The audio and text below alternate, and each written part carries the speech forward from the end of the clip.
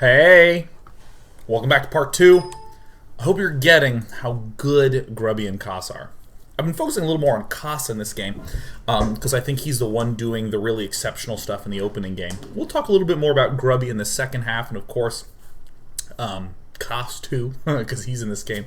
And then we'll watch game 3 again. If you could reach out to Empire Kas and tell him he's great. One of the greatest Taran players. So thrilled to get the chance to see his gameplay up and close. It's just beautiful.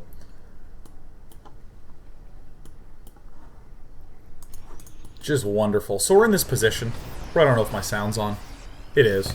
And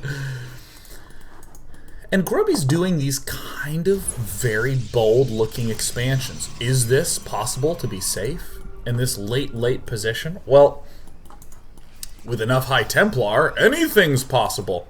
The biggest goal is always to try to get these Taran units to run into storms. So I love that, having the Stalkers at the front.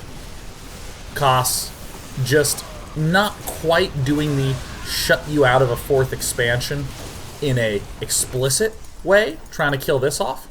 He has an army that works very well as a death ball. But that doesn't mean that this death ball still can't function very straightforwardly to achieve that purpose, shutting you out of a 4th base. And we're going to see Kas obviously dip in here and kill this target. And then briefly check on down here. Have you taken another base here? Or at least he should. Am I at the wrong part in the game? Who knows? But yeah, so Kas is saying, yeah, if you've taken this, that's fine. You get to have that. No big deal. But Kas is really trying to clear himself out this opportunity to hold this base, which is tough as hell to hold off. But if we look at our wonderful mini-map, if you're expanding here, you're going to have to attack here and here. You just don't really get to apply pressure up here anymore, which is fine. I mean, we see the scan here, but again, all attacks must be related to expansions. Oh yeah, missile turret killing off an observer. So here's where some very funky things occur. Kas begins to scan in the direction he's kind of forced to move in upon seeing this army up here. Kas is also getting a huge swell of orbital commands for continued scanning. Scanning can never be de-emphasized. In fact, I will even go to this moment in gameplay time. Grubby's moving up here, which is kind of, it's very scary, it's very hard, it's not bad at all, as you can clearly see using your frickin' eyes. But it's very hard to do consistently.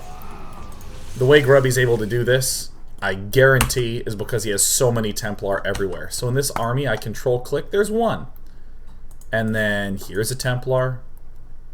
Here, oh, there's a Zealot. Some more Zealots. Where are the Templar? Oh, some Templar, some Templar. Here's a Templar. Oh, there's a Templar. There's some extra little defenses. No Templar here, but you know what over here? Oh, I see some Templar. This can only happen with so many Templar elsewhere. Could be a counterattack, but then we'd be running right into storms. So elegant. So what is an Empire Kas to do? With a death army, just follow Protos's big army. Try to wedge yourself in between his army. This is just really, really good, this stuff over here. Try to wedge yourself in between his army and... fuck. Try to wedge your army between his army and your bases. So this is, I would call, a not very ideal situation, because Grubby has such an ease of moving up here.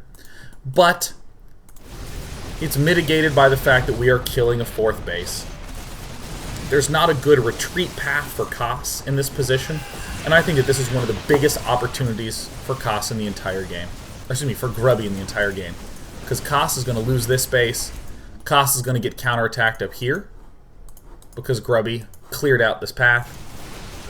And in what looked like a 1 game for Kas, this army, the Ghost Viking army, it has to all be together. The Ghosts are in high numbers to be able to EMP and snipe Templar.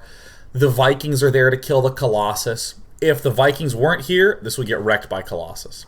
If the ghosts weren't here, this would get wrecked by storm. And all the Marine Marauder also have to be here because, you know, Zealots and Stalkers kill stuff too. So this suddenly creates a very blobby atmosphere to the game, where you always have to be thinking about where his blob is in relation to your blob, which is why players like Pult are increasingly just favoring more barracks. So everything's gone to hell. Everything just sucks. Everything is just the worst, and we're in a weird spot where there's recalls happening every which way. I think it's probably very reasonable that Grubby did recall here instead of to here, because it's very easy to just corner yourself and to die. So this game that was in Kas's favor for a very long time fell out of it virtually instantly. Like, because of that kill at the other expansion. Because I talk about that a lot. Look at how nicely this position reinforces that expansion. It's very easy to go, yeah. I mean, it kind of looks like I'm just dragging a mouse pointer between two locations and saying, very, very good. And the reason it feels that way a lot is because we don't see the interaction, right? You see the Protoss army and you see the expansion behind, and you're just aware that there isn't an attack going to that expansion. But here we actually got to see the big moment, the big moment where this army couldn't kill, or went for this expansion, and Grubby just counterattacked and stomped down on all the things. Really, really cool. Because we can say things like, oh, it's all about position, it's all about timing. But in what way is it all about position, and in what way is it all about timing? Well, this attack from Kas at the right side, once again, did not defend his back expansions. So this is very dicey because Kas has sort of put himself in a very all-or-nothing situation where he really kind of has to go for this base. What's difficult about going for a huge Viking ghost army on this map is the fact that there's so many counterattack paths. I think that Taran's edge needs to be in mid-game play, which we saw out of Kas, doing that double expand so elegantly. I think a slight de-emphasis on ghosts and a bigger emphasis on just downright beating. So Grubby was up at this point in the series. He was up 1-0. Positions Templar to just be able to accept all the sorts of things. Accept all the units. Vikings went in and sniped the Mothership Core. Just like a brilliant move. One of the most brilliant. And this, I think, is just a general theme to see. This Taran army should beat this Protoss army, like, every day of the week. I mean... Oh god, I'm trying to think of the number of people that will hate me for saying this, but I think that when controlled properly, a maxed death Taran army should beat a maxed death Protoss army. What makes the Protoss army work really well is the fact that, first of all, it can reinforce with like 16 Zealots instantly, thanks to Warpin.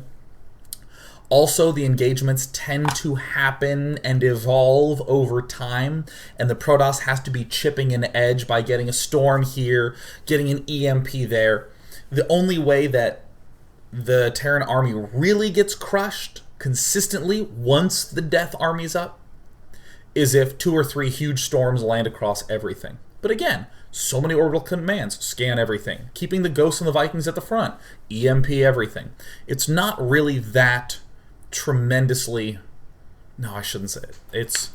I think it favors the Taran. I think it does favor the Taran in that position. I'm not talking about the matchup. I'm not talking about once we get to late game. I'm talking about just in a battle where it's like, dude, you guys gotta take your... gotta go. An Ultimate Taran army, I think, has a bit of an edge against a big max Protoss army. So, one of the big reasons... I mean, and I make that statement to be able to support everything I've been saying before. That Kas is trying to get himself wedged between the army and his expansions. Grubby is doing counterattacking with much of his forces, etc., etc., etc. And this is the moment where Kas pulled himself back into the game in a resounding fashion, having killed off all the Colossus. So what does this mean? Well, suddenly Vikings aren't that important. Ghosts are not as important. Just good old Marines and Marauders are the important ones. And suddenly, all the harassing that we saw happen in the mid-game is just going to be very strong again.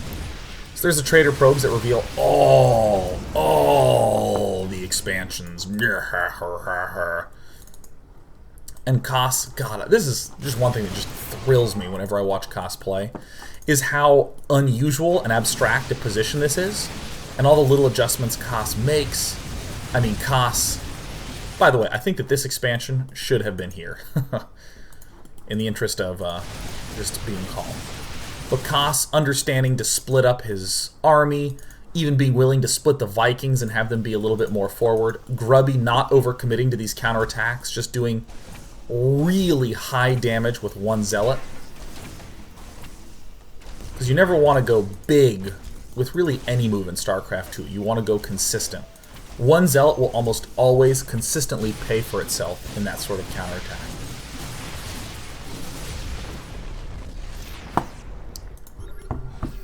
Just gorgeous play.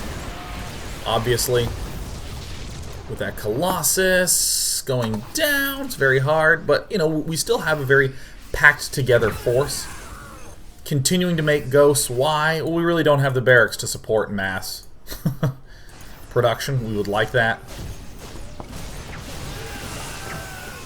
But this is a very, very scary position to be in as Kas. We're killing off this fourth, and again, the counterattacks that move along this backside. So elegant. I just think that the counterattack consistency for Grubby here is really remarkable. And Kas, I think one of the things that hurt him a lot is just not having these up for the longest time. And I think it's pretty clear at this point that Kas is in a very enormously winning position. I don't even think that making mostly Marines is a bad idea at all in this position. There's just going to be very little gas for the enemy. So it's going to be mostly Zealots. Warping in the Templar here and there. And just storming in. Oh god, Kas is so sick. I mean, this game, one of the greatest ever. A lot of nuance to talk about with this late positioning, but I'm going to speed it up because I want to go to the third game. I'm just really blown away at how good the decisions were for, like, everyone in this match. Even blinking to kill this off. A little extra value. It's a lot less close than it looks because the army supply is... Oh wait, they both have no workers. Are you serious? Huh. Why does it say 4 worker supply? Is it because he has mules? Why on earth would it say 4 worker supply when there's no workers in the game? There's no harvesters. Why is there 4 worker supply? Oh, because they're being constructed. Durr!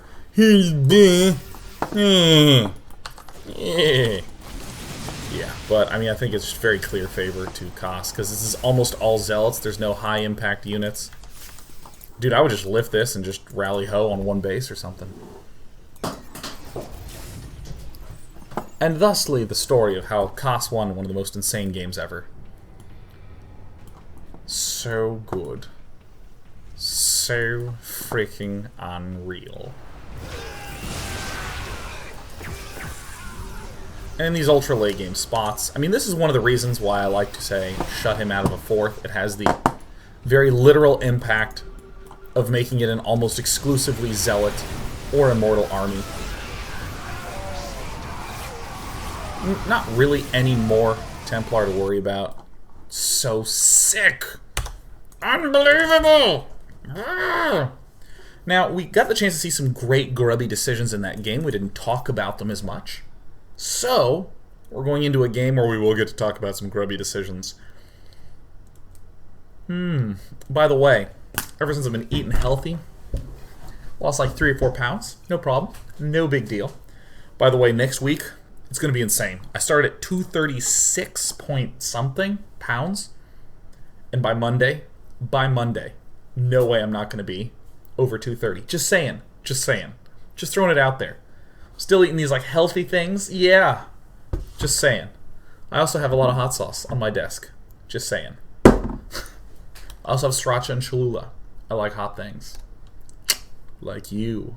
I did say it. How do you like that? You blushing a little bit? You deserve it. You had a long day.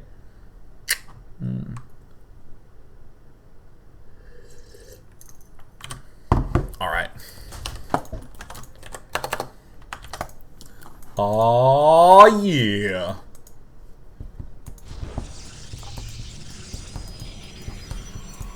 Let's do it. Here's a game that's rather weird. Here's a game that's rather odd. Here's Sean repeating himself twice for filler. If I don't really know what I want to say in a clear way, I will often repeat myself in a cast to buy myself a little bit of extra time to pull those words together. Talking for extremely long stretches solo is draining. So we just repeat ourselves. We say the same things twice. Occasionally we'll say it the third time, buying us a little bit of an opportunity. Let's talk about scouting. We're on Habitation Station, the map in which many people love to do something, and a gold! That's it. That's all. Anyway, here's what I'm gonna do. Honestly, strategies on Habitation Station are a lot like when someone with like a phony stock portfolio is trying to get you to invest. Now look, let me tell you something. All you need to do is sign this dotted line, and guaranteed, with a little bit of faith, billions, right? The gold! Now, if you just invest a little bit in this timeshare with all these people, then suddenly the value of it will increase, and the gold! That is a Habitation Station strategy. So I'm going to expand, and it's going to look like I'm doing a normal base, and then and then the gold. So here's a very funky set of things coming up that I think is just important to nuancedly lay out. So let me come back to, yeah. So Grubby, going for his gateway, his two very fast geysers. He would like to be able to go straight up for all the gas, as he is going to go to a Stargate very fast. This is an almost impossible to stop strategy once the pylon's down and the Stargate's down, because there's no units for Taran this early in the game. You could go here like right now, but even then a Stalker just gets chrono boosted and can still ruin the day. So we see a nice little wall off here to prevent any Reaper from getting up. It kind of controls our space a little bit more. So Grubby sends this down at the perfect time. This is the exact time when normally we would begin to see an attempt for an expansion. Because as we can see, there's been 100 gas mined. You can generally pretend that that's 100 minerals mined instead. And that's actually accurate. The 75, see, look, oh, it's going to add up to about 400. So Kas is like, oh, dude, I got him. I blocked him. And there's the engineering bay, and I remember everyone being like, oh my god, he doesn't know a thing. He doesn't know, and he's running away. Ah! The biggest signal that something's up is you see no second pylon in main base. Very simple signal. Chrono boosted Stalker to come out to help back this up. Grubby's not going to leave a lot to chance. He's going to march right on in there. And what I would do here, which is not necessarily the be-all, end-all of knowledge. I'm going to sneeze soon. Okay, maybe I'm not going to sneeze soon. What I would do here is double Oracle upon seeing the weakness here, and I would expand. Why? Well, because I'm pretty darn sure that my opponent is not going to be prepared for this. So I'm going to get quite a lead in the worker count. But Grubby did have to delay this expansion. So very often, what fine folk will do is go all in. The logic behind going all in is to say, you know, if he is really behind on economy, he's probably going to begin to try to catch up by taking a big risk, like going for another command center. He's also going to be focused on defense in the back, which will give me the opportunity to crush him at the front. No mothership core, by the way, nope. More oracles en route. 4 oracle play, I mean, just being pretty brutal. 9 workers have been killed off. Big testament to Kas's stay-with-itness. But I do want to come to the Kas cam, because he figures it out. He manages to sniff out the strategy. Coming back to production. Coming back to the production game, getting harassed every which way. We don't really see that much. Oh, Oracle moving in there. Great. At some point, especially when you see this third Oracle, this is the big signal, because there's 1, 2, 3, and it can be very difficult and distracting to sort out what the heck is going on. But upon seeing this third Oracle, right, coming in a moment, upon seeing this, you know something's up. And just generally good practice, if your opponent is harassing you, just get right on out there. And I think that this may have been the one error that Grubby made that put him in a bad spot. If this pylon were here, same amount of effectiveness, but this would not have been seen, and immediately Kas goes, "Oh dude, you're trying to all-in me." And Kas just goes into the turtliest turtle mode that you have ever seen. He pulls back into the shell. Grubby is suddenly in a very rough spot. He tries to dart in here. He doesn't really know what he wants to do. He reveals that he's joining everything together to go to the front. And suddenly, in a just burst of decision-making that I can hardly wrap my head around, Grubby sets himself up to all-in, sees that it's not going to work, so he's just like, oh, expand and sentries. Okay. Let's talk about the great things that Grubby did upon identifying, oh crap, this isn't going to work. For one, he continued to, let's actually come back to the 8-minute mark so we can see all that, because I think this 1 minute in time is what allowed Grubby to turn this into a long game. Grubby's been spotted, Grubby's been thwarted. He collects all his oracles together. He continues to warp in at the front. So right here, Grubby moves up, lets nothing die, but still shows it's there. This is a lot of damage that's being dealt. So let's actually see how many idle workers are here. This is for about half a minute. Each one of these is 40 a minute. I think there were 12 of them here, 13 of them here. 13 times 20 is a number, 260. Yeah. Fairly reasonable amount of damage gets dealt from that. Also, the other thing that I love, Grubby continues to warp in his defensive units at the front. And then just simply harasses at the back. He's suddenly turned into a harass force. One of the best all-in follow-ups, or I should say the failed all-in, is to just be at the front of his base. You don't have to worry about counter-drop aggression. It's not really going to be a big deal because you can see all his tech. You don't really have to worry about his units surprising you coming down the ramp because you can see all his tech. Grubby also identified, wow, there's no tech lab yet. That's what allows Tarans to be aggressive. In fact, Stim takes 3 minutes to build at the 13-minute mark. That's when I'm going to start to get scared. 13 minutes, and Grubby just sets himself up with the cheapest tech path. Twilight Council is cheap because we already have the gateway infrastructure done. Targeting the tech lab, buying a little bit more time.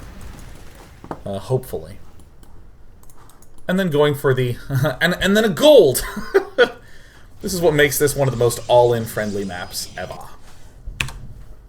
Because if it fails, you just get the gold. So when we come back, we're going to finish this game. Great scout timing by Kas, great answering. Slightly late stim, going to hurt him a lot. Grubby, beautiful follow-up from the failed all-in. That I think is just amazing. So, going on a break. God, I'm going to be so thin. I'm going to be gaunt. Gaunt 9 will be my name.